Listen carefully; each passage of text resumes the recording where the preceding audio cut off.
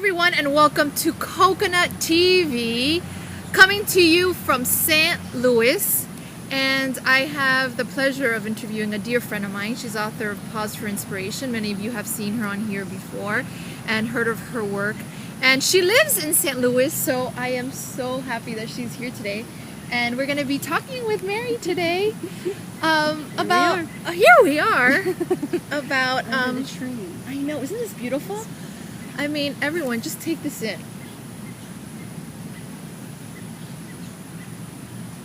It's just so beautiful. Ever since I got here, this nature, it's really tranquil here. And there's something that I was called to talk to Mary about when I was talking to her earlier while we were having lunch. And that is something that I have been sharing with my work recently, which is because a lot of people are always asking, what should I do in this circumstance, or what can I do to resolve this?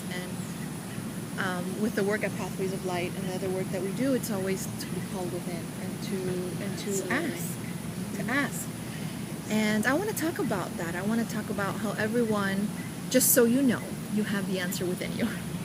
And you have that knowledge, that truth of any circumstance in your life. It can be any situation. All you need to is ask. So I wanted to ask you a couple of tips that you do to talk with Holy Spirit, what works for you, and I'll also share what I shared with you earlier about the text and Holy Spirit revealing to me, and give people tips on how to tune into Holy Spirit in truth. I think the first thing I am aware of is when I wake up in the morning, I am willing. And if I wake up, whether it's with mind chatter, with ugly ego stuff, or whether I wake up in peace, I in that moment set my willingness for the day and immediately call upon Holy Spirit to walk through this day with me. Mm-hmm. So the moment I open my eyes, that happens. And of course happens a lot throughout the day. And I ask, one of the practices that I found helpful while receiving the writing, for example in Pause for Inspiration, is to ask Holy Spirit to remove anything from my awareness that is not from love. I love that. And that I hear and receive only that which is love. And Holy Spirit is, the Course speaks of how Holy Spirit is the purifier, and purification is necessary first before miracles. So that happens. And so they would be asked Holy Spirit to remove any blocks, any barriers that hinder from you to connect to truth, which is always that nut mind that I call in Coconut TV. It's so present. It's so there. So right. And as I noticed today and was sharing with you earlier, it's not to deny what's happening, but to notice the nut that you so beautifully speak of. Notice the nut, and then just drop into the silence that's behind the nut. And not resist. So not to resist the nut, not to judge the nut or resist the nut, but to just notice the nut and to drop in to presence. And to simply to do that with, here I am. Just to simply speak within the Holy Spirit, here I am. I think that when you are present to the nut and you realize that your mind is really out of mind, when you look at it square in the face and you're really present to it, it just goes away because it has nowhere to go. So it's like, whoa. There's times that I've seen that I'm supposed to be sad now. Okay, this happened to me, I should be sad now. But I'm so present to, it's just a way of being that it's so old, it's not who I am anymore. And I start laughing at the nut. I'm like, really? Mm-hmm. Are you serious right now? And I just start cracking up. And it's something that's supposed to be so sad. But I'm like, I can't believe I'm so used to suffering automatically. Okay, I'm supposed to cry now because so-and-so, whatever.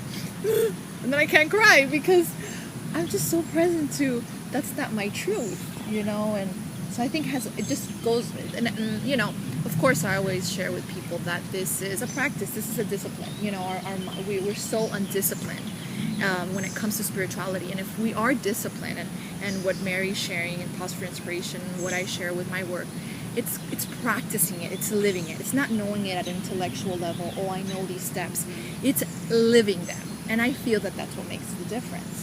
That's the only way the transformation will happen. Like, I can't head trip it.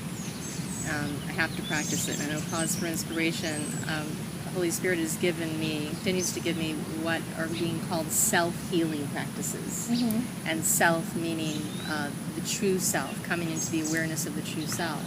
And in that awareness of the true self, I am healed. So the 4 decisions and the practice inspiration and motion are self-healing practices, which are coming into the awareness of my true self, and in which I am healed from the mistaken thought that I am no one, and come into the awareness that I am the absolute presence of God, that God is moving in me, with me, through me, as me, beyond me. And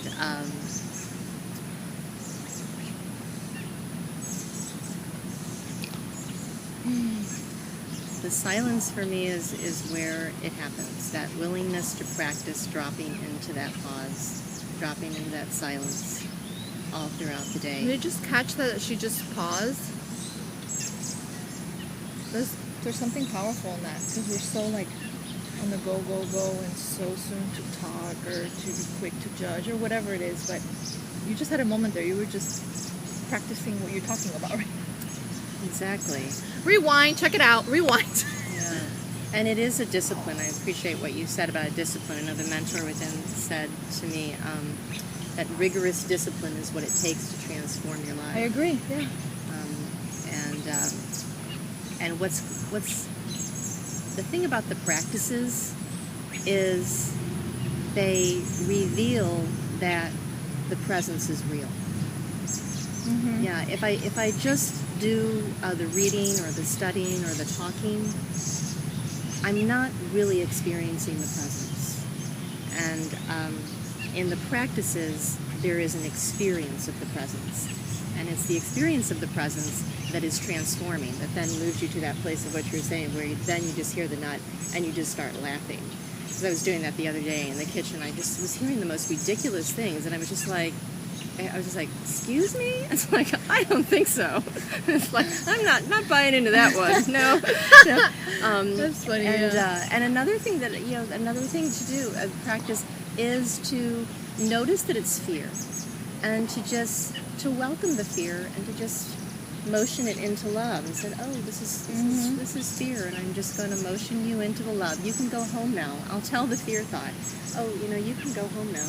Yeah, because I feel that when you do resist it, it gets stronger, because then you start getting upset with it, or you start to really believe it and use your defense against it, and then it just makes it strong. So I feel it's important, and it's okay to be sad. It's okay. It's fun. It's part of whatever it is for you.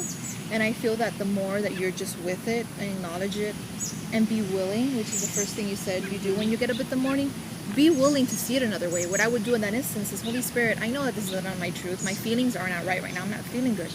I'm willing to see this another way at this moment. I'm really willing to be open to not experiencing the way that I am. And one right thing that now comes into my mind, Maria, as we're talking this, what I will find myself up against and others up against, is that we really, of course the ego, really does not believe that God, that this presence is practical. Okay? It has us convinced that it is not practical. Like it's something out there. It's something out there to be compartmentalized in meditation time, lesson practice time, study group time, holy time, sacred time, whatever. And what we are constantly being undermined by the ego is that this is not practical. Someone said to me the other day, it's like, well, I have to be in my ego to survive. I said, well, that's if you want the ego to survive. And in fact, the reality is, when you actually start practicing this, you discover that the presence of stillness is absolutely practical. It will guide completely where to go, what to do, what to say, and to whom. And that's not just a statement. It is a fact. So our cameraman is taking a break. And we just wanted to make sure to close this out to you guys. So Mary, I just want you to see if you can give us a cocoism for the week, which is affirmation for the week. And for people to take with them. Maybe something, has to do with going within.